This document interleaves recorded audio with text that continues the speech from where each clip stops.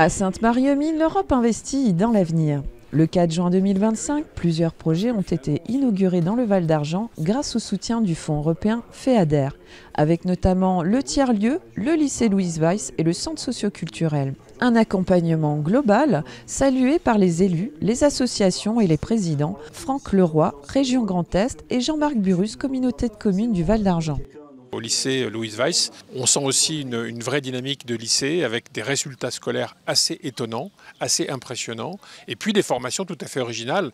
Formation dans les métiers du bois et de la forêt, c'est important dans un territoire comme celui-ci.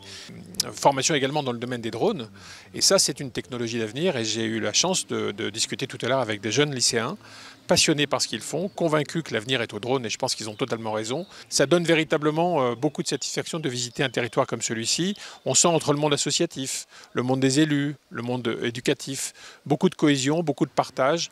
C'est aussi ce qui permet d'avoir un terreau propice à beaucoup de projets, et c'était sûrement une des caractéristiques du Val d'Argent. Grâce aux fonds européens, on a pu concrétiser cet espace-là, entre autres, plus le sentier du Neuberg, plus la serre de la Villa Burrus, plus le club vosgien. Je pense que tout l'ensemble du territoire a bénéficié de ces aides-là, et c'est une bonne chose pour tout le monde. Parmi les projets soutenus, le centre socio-culturel symbolise l'engagement des acteurs locaux et des fonds européens. Il y a un projet qui me tient à cœur, c'est celui du centre socio-culturel, et puis le Préau, puisque finalement il y a les aides européennes pour une partie, 50% du projet, et les autres 50%, c'est avec du bois local, le bois que les communes ont donné. Voilà, c'est vraiment une participation de l'ensemble des communes, en sachant que la 5e collectivité, c'est la communauté de communes qui a assuré le sillage.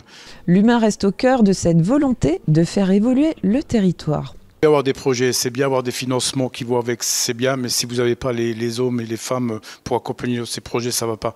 Donc je remercie l'ensemble du monde associatif qui s'est mobilisé pour qu'on puisse amener ces projets nickel.